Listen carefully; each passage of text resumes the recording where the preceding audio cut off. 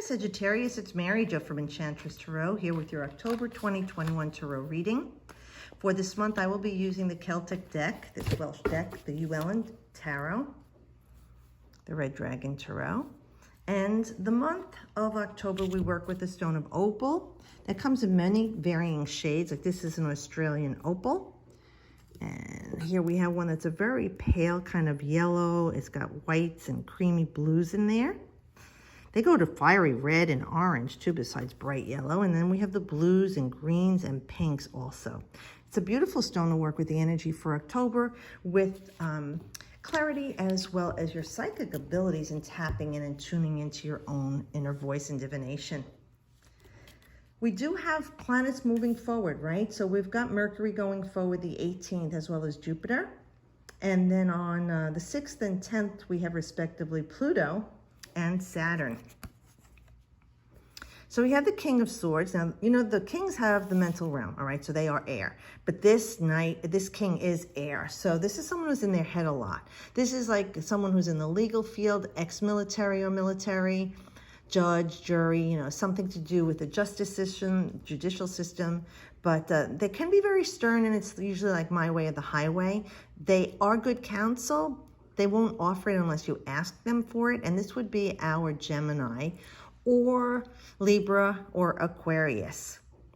Now, whoever this is in your life, if you know who they are, recognize them. They're here to offer you some help right now. And they're going to have some ideas with the situations that you're going through. If you've been struggling with something that's really weighing you down mentally, that you don't have clarity, this energy does bring clarity for you, but it also brings common sense and logic. So if you've been hung up, Sagittarius, with your emotions, this king is going to bring you in a very sensible way of dealing with this, and maybe not one that you're comfortable with. You know, remembering this is like Mr. Spock, all logic, not emotion, making the practical choice.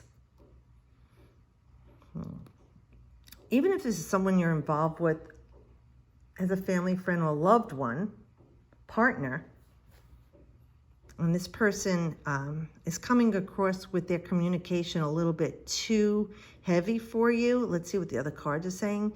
They're trying to express how they feel and are thinking about what you're doing right now or your relationship with them.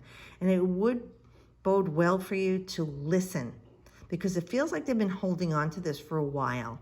And for them to come out and say this, it's not always the easiest thing for the air signs to express themselves, because they can be very cool, aloof, and dismissive, right? So if they've got something to say, it really is wise for you to listen to them. You know, otherwise the opportunity is lost. Okay, the Seven of Wands here, there's some communication going on here, and it feels like you or that person is making a stand for themselves. You might be fending off what they're saying because you don't want to hear it. Be careful of an argument or a quarrel or heated words here. Because again, like I said, this person is truly trying to express what they're feeling in a way that's not coming across to hurt you. Depends on how you're going to receive this. Because like this card is Mars in Leo. So you know Mars is about fighting and warring. But it's definitely energy, like the sacred masculine energy. And in Leo, it's love and compassion, fun and pleasure. So what you might be taking as an attack, this and fending off, you know, you're tied in again with your emotions here. You're in the middle of emotions, and you might be getting heated when this person's either trying to offer you a way to cool down or be reasonable. And you might be pushing away what they have to say. And I understand you have to make a stand for yourself, because no one can tell you how to feel. But do try and stand in a way of logic, again, without fending off a possible help or guidance in the situation that you're trying to deal with in your life right now at this time. Okay, if you're in the middle of some creative endeavor, like something in a team, you may not be agreeing at this time. And you may be coming up against some sort of a wall with these people, and they're holding firm and you're holding firm. Be careful not to be stubborn in this, because everybody has an opinion, everybody has feelings. Try and be diplomatic and open to what they're saying, because you want this to be successful, whatever you're involved in, because this is work or a social situation, all right? Yes, it's always good to make a stand for yourself, but we want you to stand for yourself in a way that you are making sense and not that you are being obstinate in the situation. Hear what they have to say. And if you are being triggered again by something emotional and you're in it too deep, maybe you should step away from it and regain your own sense, like cool down a little bit before you come back and revisit the situation, and revisit it when you're in a calm state of mind and emotion.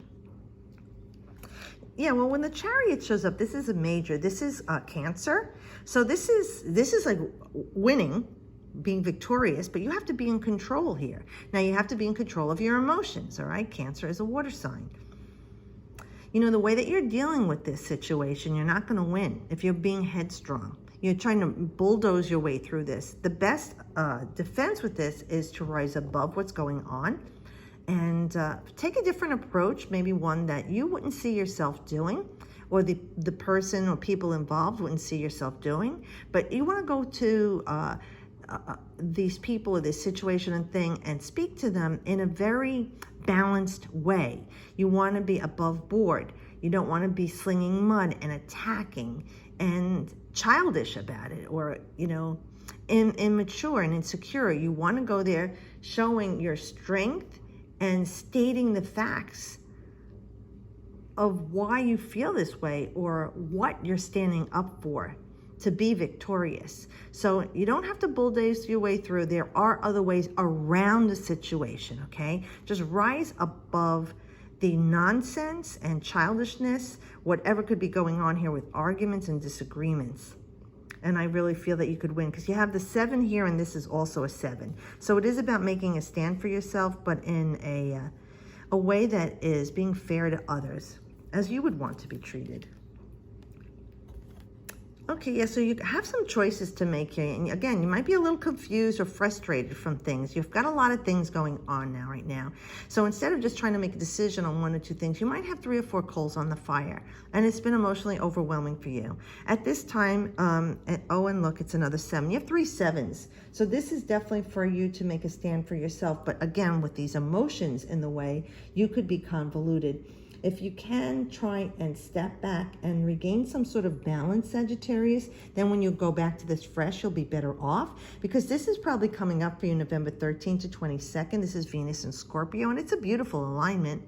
So if it's something to do with finances or promotion, your work, this is something that is going to be transforming and transformational in your life. You want to transcend above the way that you're being treated, sure, in a job or a relationship or anything that's feeling uncertain or unfair to you, but you have to do it with a clear head. This card talks about being confused, and maybe you're daydreaming or fantasizing and not being realistic about it, especially with Scorpio. You know, you want to go to the depths of what's really going on here. Really research things, think things through, speak to other people about this to come to a well-balanced choice. And if it is 2 or 3 things that you're deciding on, maybe make a list of the pros and cons besides speaking to other people and hearing their experiences and what knowledge and wisdom they may have to offer. You don't have to take everyone's word as gold, but at least you could hear them out.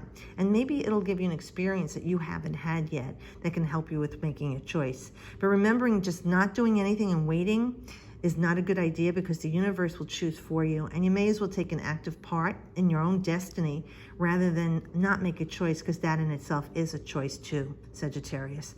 So do choose something. And even if down the road you feel like that wasn't the best choice, at least you made a choice for yourself at the time that you felt was right. And things can always come full circle, and you can change things again. And even though there are times when maybe you lose an opportunity, it's something you grew from, and it helps you to ascend, so that if something else down the road comes up that's similar, you can look back and say, how did I deal with this at the time? Was I delusional? You know, was I emotional, so I couldn't make a clear choice? This is, well, again, we're all talking about get out of your head, all right? Because it's playing tricks on you. Get into your heart to make the choice that you feel is the best thing for you. Even if it feels scary, take that leap, okay? So I do hope that this helps you, Sagittarius. If you live in the Americas and celebrate Halloween, have fun and be careful. Enjoy yourselves. Be safe. And even if you don't celebrate, please have a great October. I'll see you guys next month. And as always, I wish you the best.